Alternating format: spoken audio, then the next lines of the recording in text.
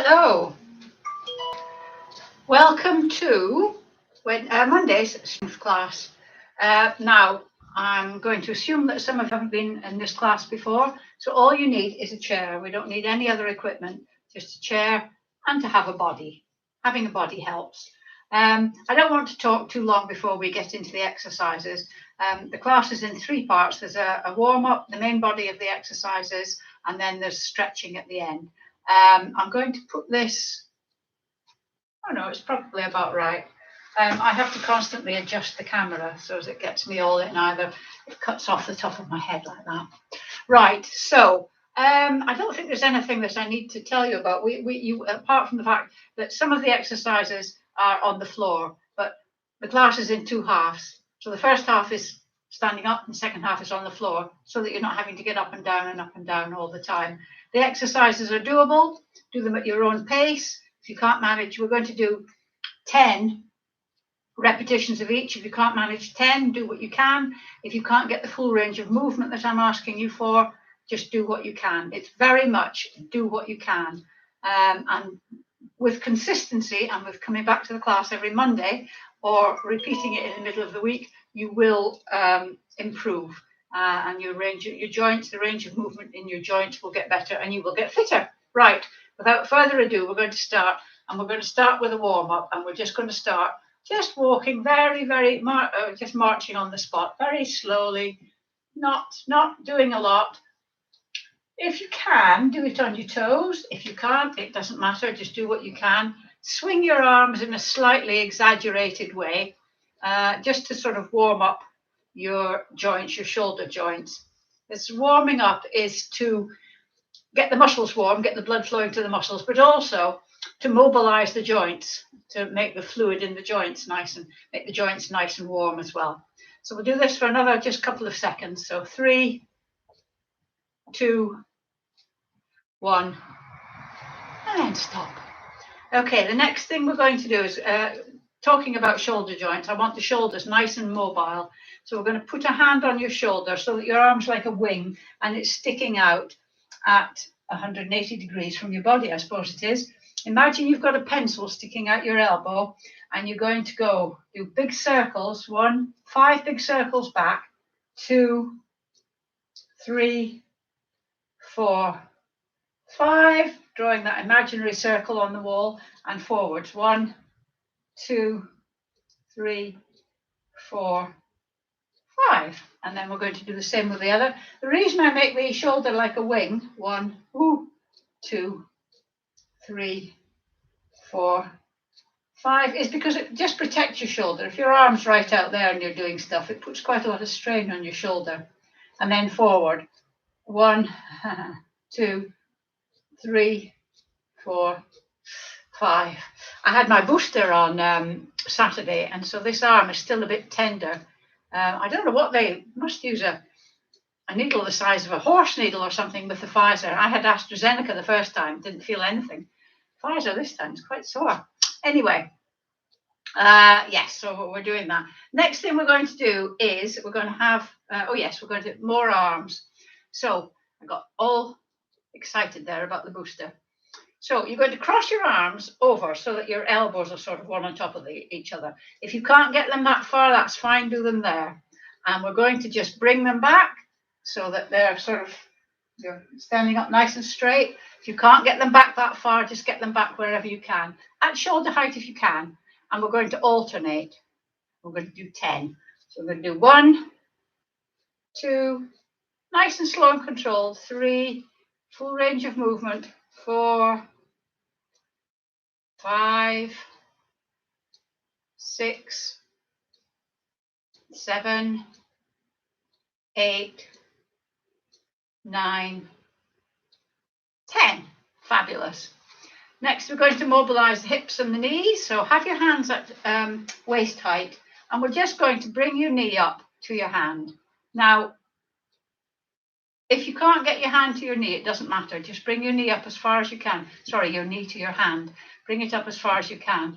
Don't put your hand down, because the object of the exercise is not really to touch your knee. It's just to get your knee up. And if you wanted to, you could do it on on your toes. Being on your toes is good for your balance and it's good for your strength. You can see the balance, I'm wobbling backwards and forwards. If you want to, you could try and twist a bit, but there's no need to do that if you don't want to. That makes the balance even more difficult. If you're twisting, you just use your whole foot. 3, 2, 1. Very good. Now we're going to do a little routine. This routine has got 4 movements, and we do each movement separately, and then we put them all together into a sort of little dance. And it's really good for your strength, your coordination, your flexibility, not so much your flexibility, I suppose, but your balance and remembering things. So we're going to start with a heel dig like that, but at the same time, you're going to anchor your elbows and you're going to do a bicep curl with the opposite arm. So you're doing the heel dig with your foot and the bicep curl with your opposite arm. Make sure it is the opposite arm, because sometimes you do, you think you're doing the opposite arm, you look down and lo and behold, you're doing the same arm and same leg. 3, 2, 1. And then we're going to take a step to the side and at the same time have prayer hands, and they're going to go out.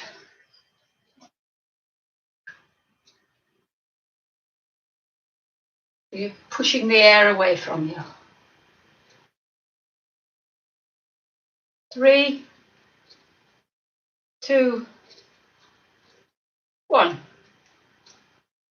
And then a step back. Just a small, these are all small steps.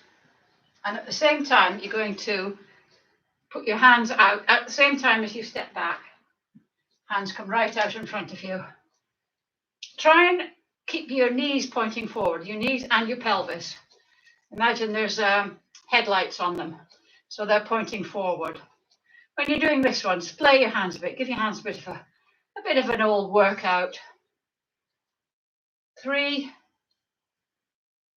2, 1. And then the final one is just going to do a toe tap. And at the same time, just do a nice relaxed swing of the arms. Just to get yourself in readiness. Then 3, 2, 1. Then we are going to put all that together. So we're going to do a heel dig, out to the side, back, and a toe tap. Heel dig, out to the side, back, and then a toe tap. And a heel dig, out to the side, back, toe tap. Heel dig, out to the side, back, toe tap. Heel dig, out to the side, back, toe tap. The eagle-eyed amongst you, heel dig, will notice that I'm speeding up a bit. If you find yourself floundering, just keep at it. It will come eventually. Might take a little while though. It's my cunning way of keeping you coming back. Heel dig, side, there's a rag and bone man going past. No, the scrap metal man. See, I got diverted there. My attention got taken away from you. Heel dig, side, back. One more time. Heel dig, side, back, toe tap. Right, that's it. We can now go on to the main body of the exercise.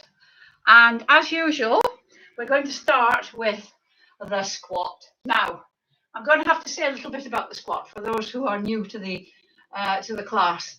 A squat is sitting down.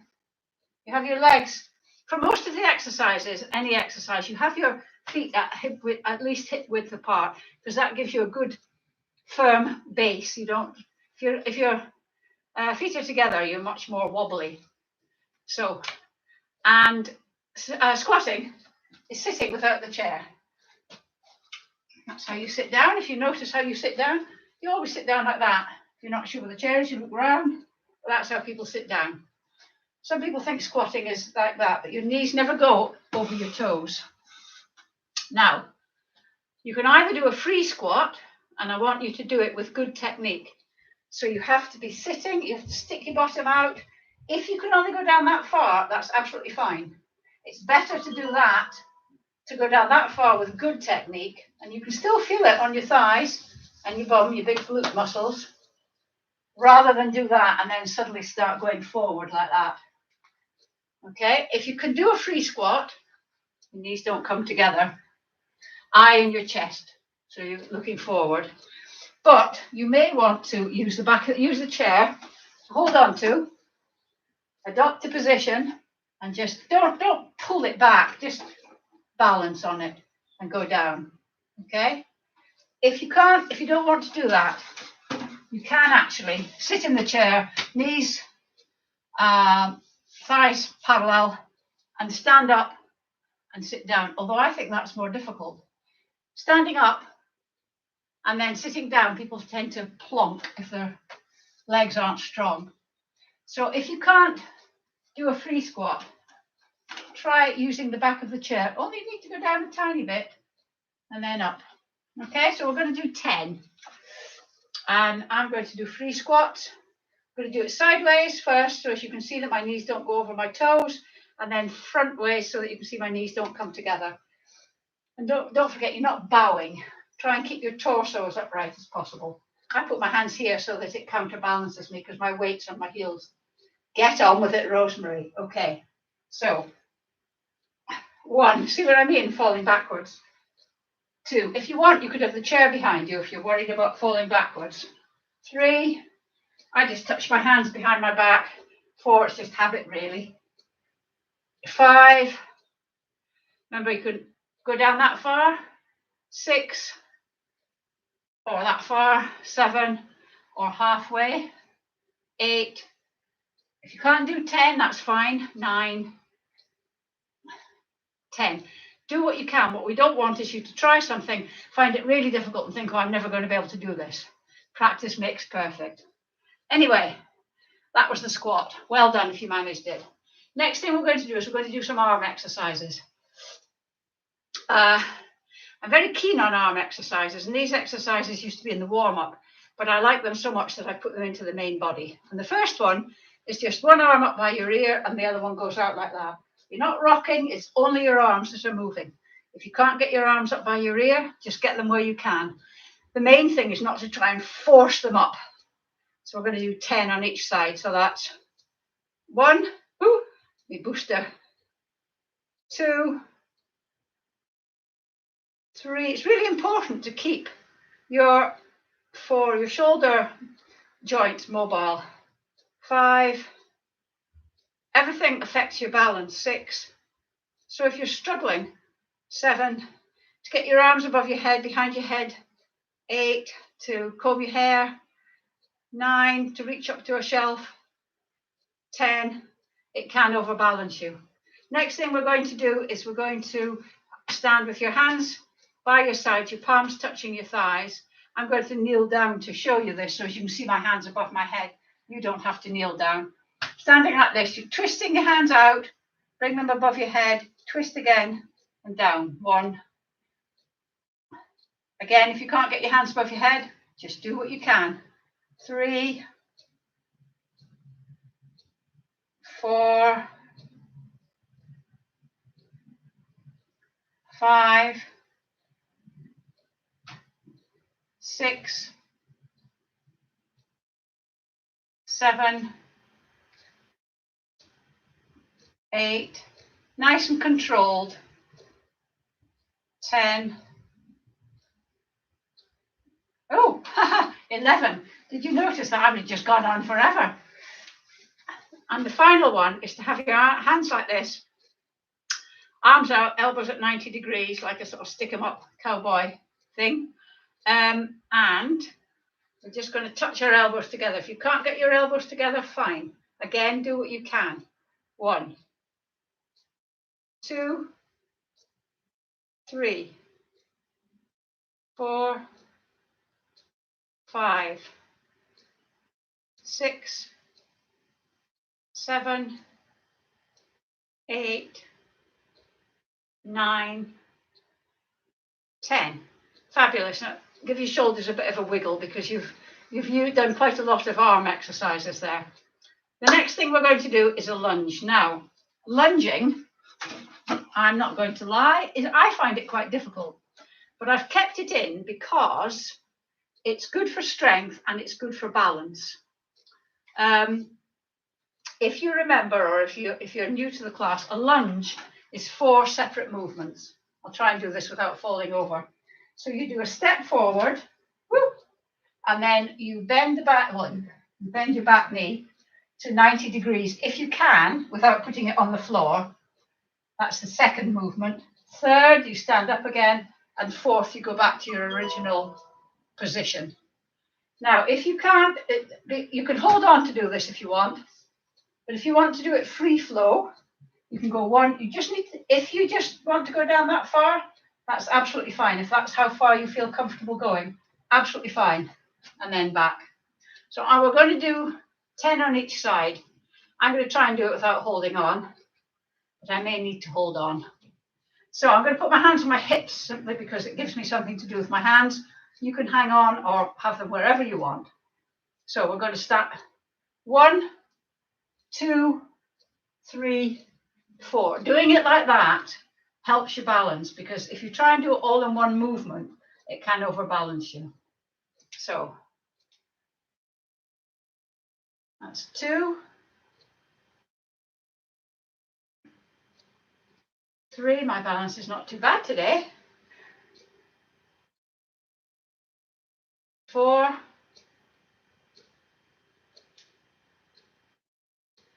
5. I can hear my knees cricking and cracking. 6. If you have problems with your knees, you could just take a step forward. Wait till we've done this bit, but just stay there. 7. You're still overbalancing slightly. 8. Ooh. 9. Have we done 10? That's definitely 10. As you can see, talking and counting is not one of my strong points. Other side, you'll find that one side is probably easier than the other. 1, I'm going to concentrate and count now. 2, try and remember those headlights on your knees.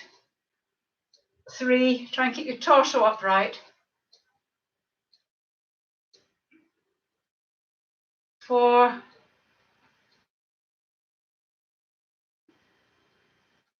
5,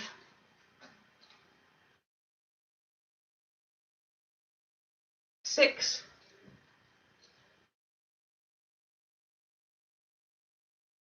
7,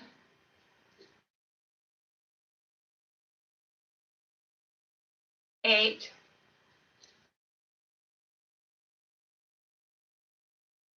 9,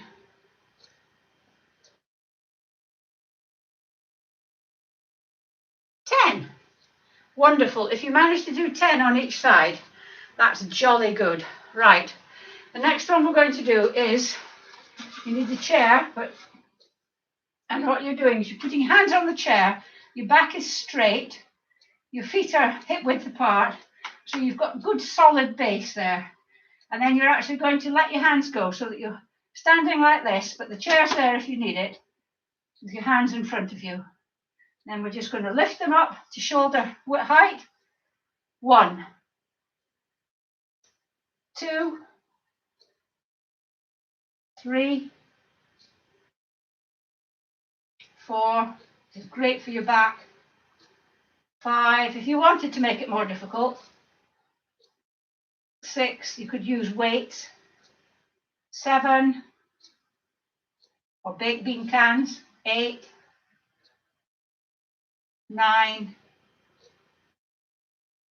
10. And that does the muscles in the upper back. Now we're going to do the lower back and the glutes. So back as you were, holding onto the chair, and then you might need to bring your feet in a little bit nearer each other. We're going to lift your knee as near your chest as you can, and then straight out behind you. 1, 2, 3, 4, 5, 6, 7. Try and keep your head in line with your spine. 8, 9, 10. And then the other side. 1, 2, 3, 4, 5, 6, 7, 8, 9, 10. Ooh, working up quite a sweat now. Right, so last thing we're going to do, I'll move back again a bit, is we're going to do another squat, but we're going to do a sumo squat this time. So this time your feet are slightly wider than hip width apart, and your feet are out at 45 degrees. The traditional squat exercises your gluteus maximus, your big bum muscle, as it were. This one does the ones at the side, the medius and the minimus, which you need as well. And they oft are neglected. Those are the ones you use when you're going sideways. So if you're going over a stile, if you're walking, going over a stile, it's these ones that you need. Or if you're putting on your trousers, these ones, or any other garments. So, slightly wider than hip width, quite wide, feet pointing out at 45 degrees. Same rules, your knees don't go over your toes, and you're just going to go down. Even if you go down there, you can feel it, really feel it on your thighs like that. But I'm going to go down. 1,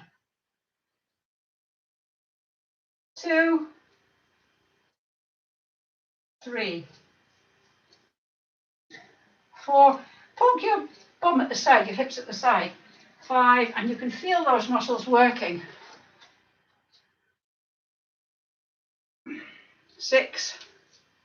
If you can't do 10, that's fine. 7. Just go down a little bit. 8,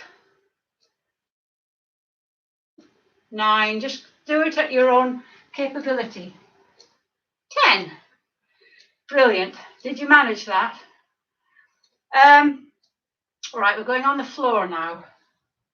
So if you're practiced at getting on and off the floor, great. Some people are a bit worried that they get on the floor and they won't be able to get up again. What you can do is, providing your knees are relatively okay, get onto a chair. A lower sofa or something might be better. And you just slide off onto your knees, and then you can move the chair, and then you're on the floor. I'm just going to move the camera a bit. Oh, I'm going the wrong way. And then when we come to do the getting back up, we just reverse the process. Anyway, we're going to do a Russian twist. So you're sitting with your feet flat on the floor, like that. And your knees parallel, thighs parallel, hands at shoulder height. So like that. What I should have said actually is, if you've got hard flooring, you're going to need a mat for a couple of the floor exercises, or something soft because your elbows are going on the floor. Anyway, we're like this, and we're going to turn to the side, center, and back. 1. You're leaning back slightly. 2,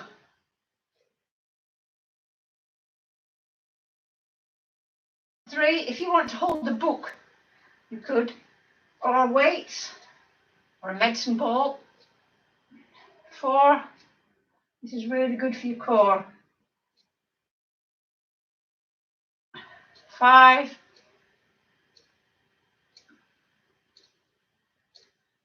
6.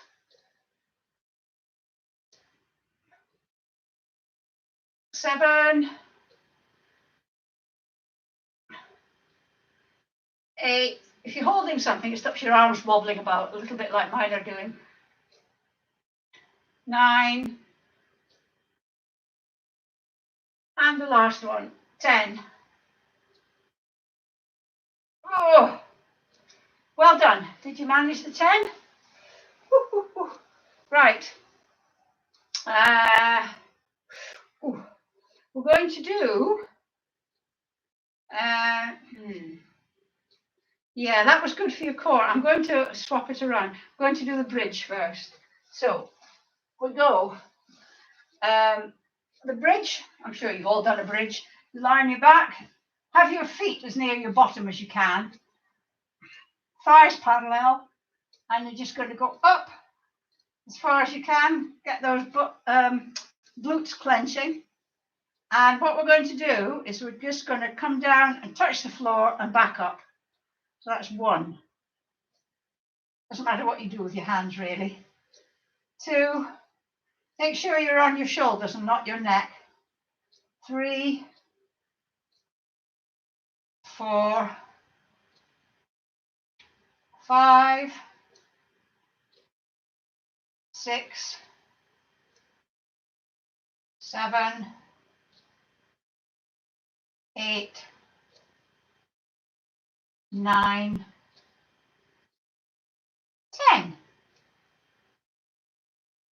And down and sitting up. Now, if you want, you can just lean forward.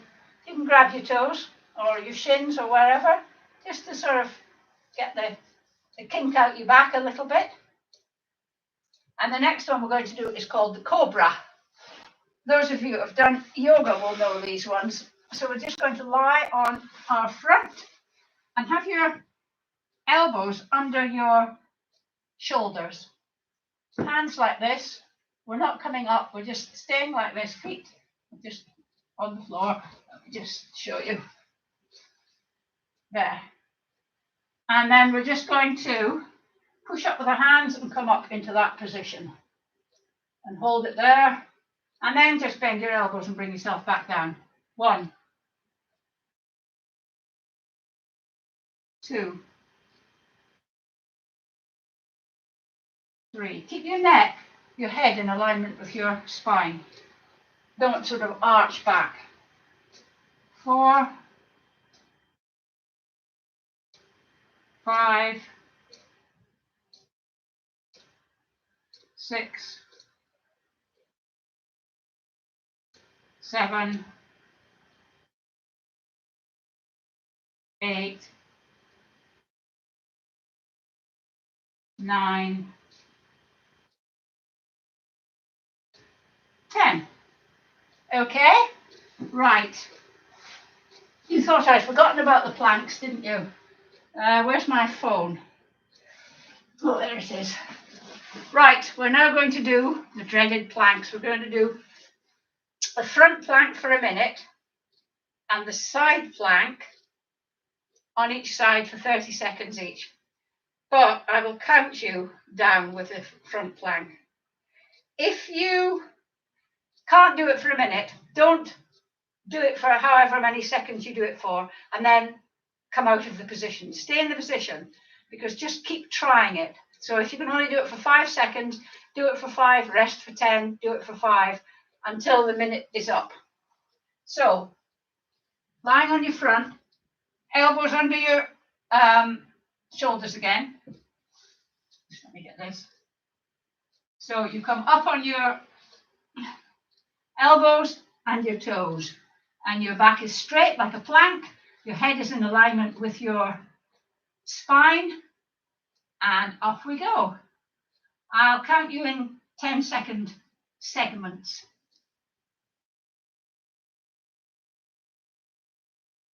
10. This is really good for your core. 20.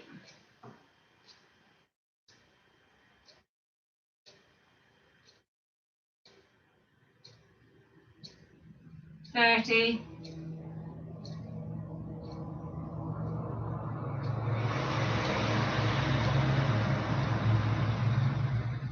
40.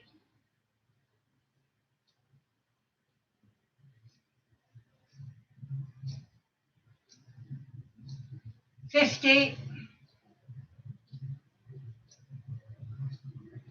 5, 4, 3, 2, 1, off. Oh, how was that?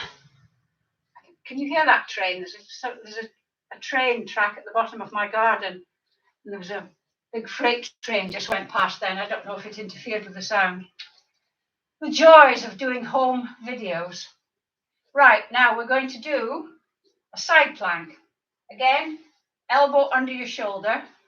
Now, if you can't do up on both feet like this, put one leg back, bend, trying to show you that, bend one leg, and that makes it easier.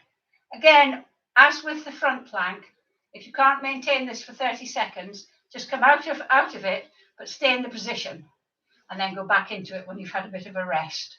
Okay, so up we go, and off we go. So.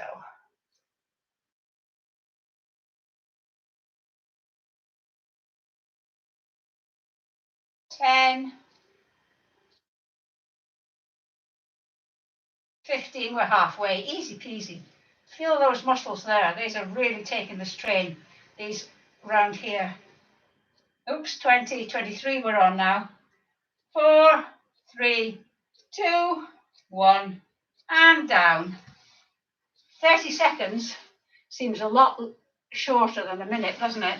I mean, I know it's half a minute, but seems shorter than that. Other side, elbow under your shoulder, legs however you're arranging them, and off we go. I find this side a lot easier for some reason, because I'm very right-sided. 10,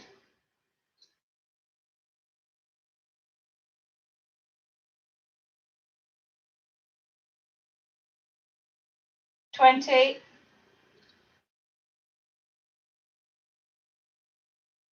4, 3, 2, 1, and down. There we go. Right, what you can do now is reverse the process of getting back up. So get the chair, bring the chair to you. If you can, get up on your knees and then up onto the chair. Just swivel your bum round on it. Okay, and then standing up. And I've got no head. What I'm going to do now is we're going to end the session. Well, before we have the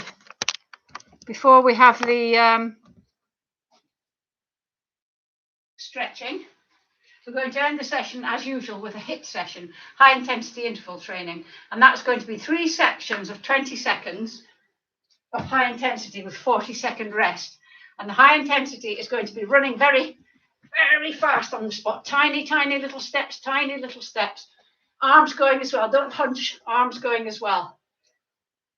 If you've got any heart problems, any worries about doing it, you get any chest pain, you get any dizziness, stop immediately or don't even start. We're all adults, you know your capability. So we're going to start, just let me get into my stopwatch. Ooh, I'm panting. I don't do the HIIT because it's only 20 seconds and I can't watch the clock and do the HIIT with you. Such a pity. Right, so on your marks, set, off you go.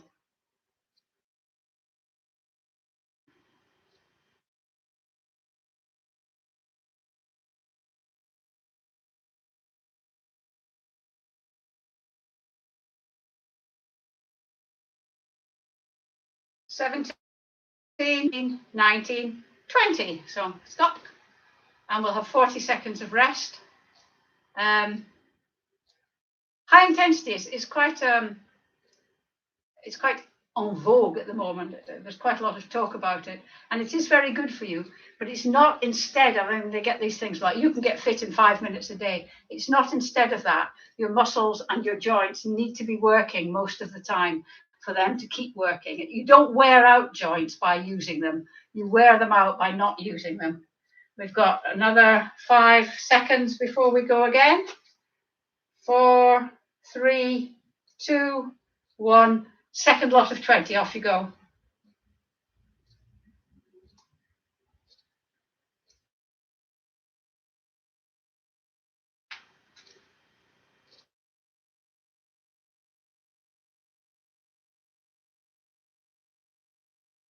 $18, $19, $20, stop.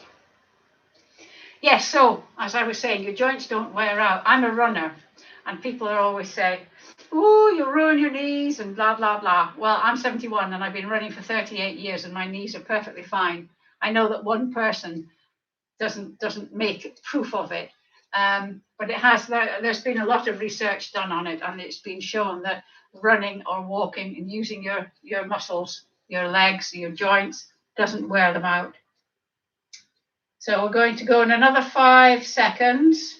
So 4, 3, 2, 1, off you go.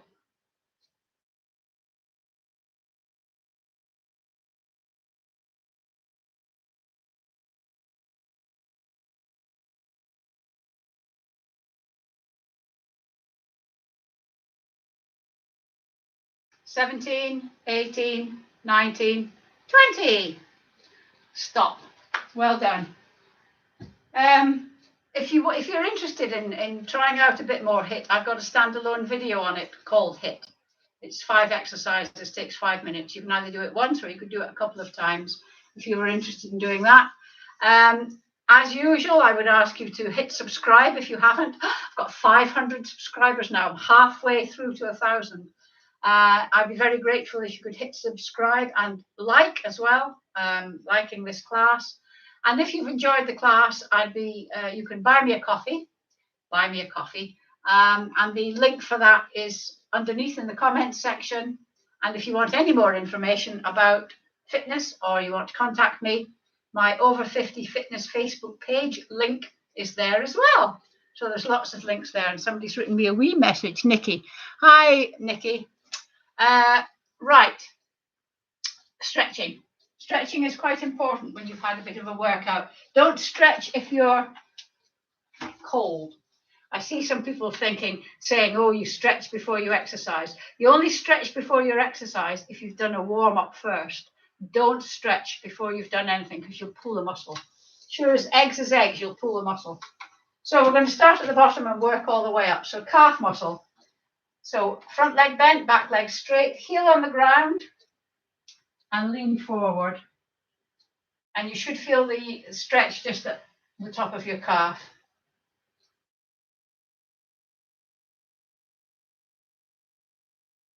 And then gently bend your back knee, and your heel will come off the ground. Put a little bit of weight, don't let it come off a lot. Put a little bit of weight on that leg, and you should feel the stretch moving down into your lower calf muscle and your Achilles tendon. It's a lovely day here today. You've got nice weather as well. Well, I know you will in Australia, Gwyneth. I have somebody in Australia that does this. Right? Not live, obviously, because it's the middle of the night there. Right. Other one. Make sure your feet are both pointing in the same direction.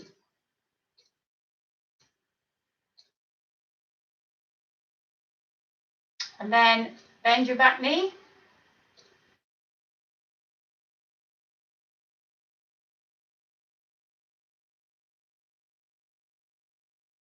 Okay. Right, we're now going to, because with the squats that we've been doing, we've exercised these muscles quite a lot, the quads, the thigh muscles. So if you want, you can grab your foot, your ankle, keep your knees together. You can use it as a balancing trial as well. But if you can't do that, you can put your hands and just try and kick your hand with your heel, like that. And I like this one, actually. You can do both, either are effective. If you're going to do the one leg standing one, do it now. And if you're going to do this one, do it now. I like this one because it not only stretches your thigh muscles, the quadriceps, but it uses these muscles on the back of your legs, your hamstrings, because your hamstrings, when you do that, they're working to pull your lower leg up. Remember, muscles can only pull, they can't push. It'd be like trying to push a piece of string, wouldn't it? So if you are doing the one leg stand, swap legs now. If you're doing this, we'll just keep doing it for a little while longer.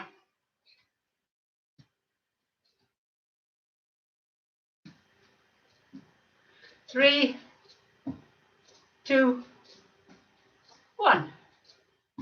Fabulous. Right. Mentioning the hamstrings, we're now going to stretch those. So sit on the edge of the chair, knees at 90 degrees, nice straight back. Just put your hands above your head like that, just to check your posture. One leg out, toe pulled back, and you're moving forward from the hips, not from the waist. So you're sort of moving forward rather than down. Imagine you've got an eye in your chest and you're looking forward. So you're going forward. Now, go at your own capability. Stretching should be challenging but not painful. If you're getting pain, just sit up a bit more.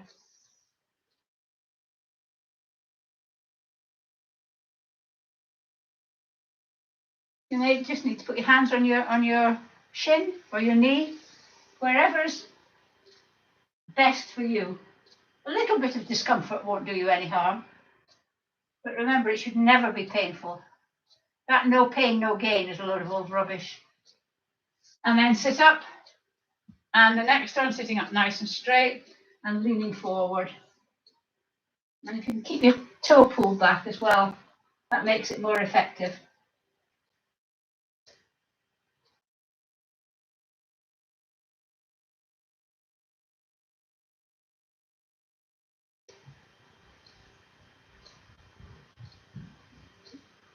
And sitting up. Last one we're going to do, I have to move my chair around just to show you, but you don't obviously. Sitting sideways on the chair, this leg out, torso nice and upright, this leg out. Oh, that muscle there. I'm not sure which one it is. It might be the TFL or another one. It's a bit sore. But the good news is I'm able to run at the moment, so that's all that matters. So you're trying to stretch these hip flexors. They are difficult muscles to stretch, and because a lot of them are buried quite deep. And then, but this all goes to helping you have a good posture, good balance, good confidence when you're walking.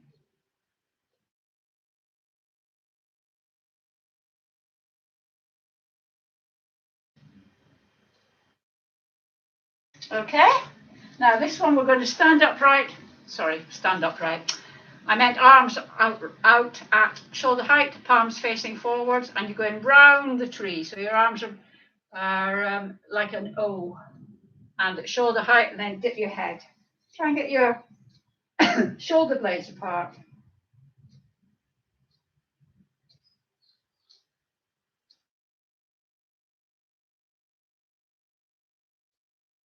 And then put your hands behind your back. And if you can, interlink your fingers. If you can't, just try and get your elbows together. If you're interlinking your fingers up like that, and it's just to get a stretch across your chest. So if you're doing that, you're doing the same thing. You're stretching those chest muscles. So it's up to you which ones you do.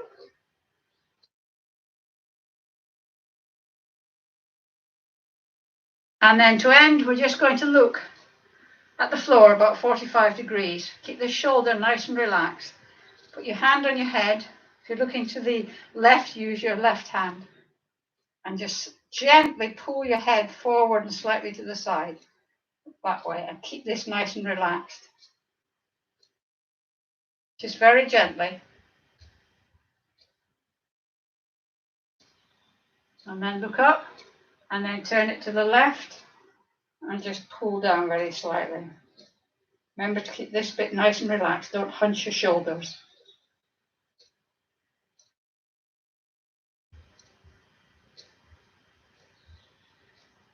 And then look up, and that's it. Have a look at my standalone videos on the playlist, because some of those are quite good. I quite like some of them. If there's anything that you want me to cover, let me know, and I'll do a little vid about it. Always looking for ideas. And I'll see you on Wednesday. And if you don't do Wednesday's functional fitness, I'll see you next Monday. Thanks for joining the class. Au revoir.